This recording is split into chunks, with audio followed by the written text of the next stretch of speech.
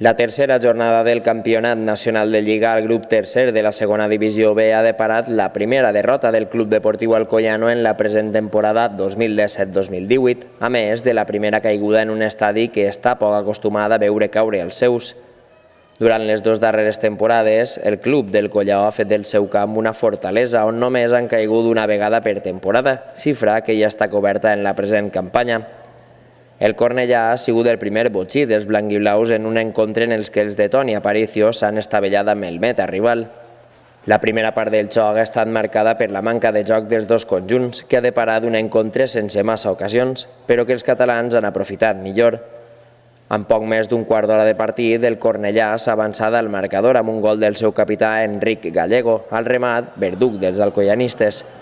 Cadascun dels intents dels locals per igualar el marcador s'han trobat amb les parades del porter visitant Cravioto, un dels herois de la victòria dels de Cornellà a un camp quasi inexpugnable com el Collao. Jo crec que ha sigut clau, però a més d'això és la intensitat que hem iniciat. Jo crec que hem iniciat el partit sense intensitat i jo crec que han dominat i ahir li ha donat el suport i s'han controlat el partit i per això al final de la primera part jo crec que ja ens hem fet en el partit i hem tingut moltes ocasions de gol, però no hem fet el gol. Guanyar el Collao sempre és molt difícil. Crec que hem fet un molt bon partit amb línies generals. Està clar que si no fem aquest bon partit aquí no haguéssim puntuat. I contem perquè aquest grup s'ho mereix, perquè hem treballat molt bé des de principi de pretemporada, amb molts canvis que hem fet i no ens havien acompanyat els resultats aquestes dues primeres jornades. I crec que això ens donarà un reforç molt positiu de cara al treball que estem fent. O sigui, molt contents sobretot pels jugadors, pel gran esforç, felicitar-los i res, a continuar perquè tot just estem a la jornada 3. El fet d'estar per davall en el marcador ha fet que el segon acte hagi tingut el protagonisme en el joc per als locals, en busca de treure alguna cosa positiva de l'enfrontament. Tant ha sigut així que un dels múltiples balons penjats a l'àrea catalana l'ha caçat David Torres per a fer el gol de l'empat. Però l'alegria duraria poc als alcoyanistes, que a falta de 5 minuts per al final i de nou amb gol d'Enric Gallego han vist com s'evaporava la possibilitat de puntuar al seu camp.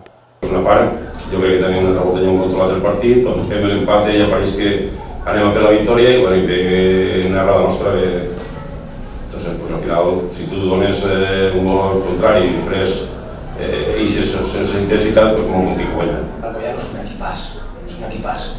L'Alcoyano és un equip de la categoria, és un equip de segona B, és un equip molt bo, amb la base de tot l'any passat.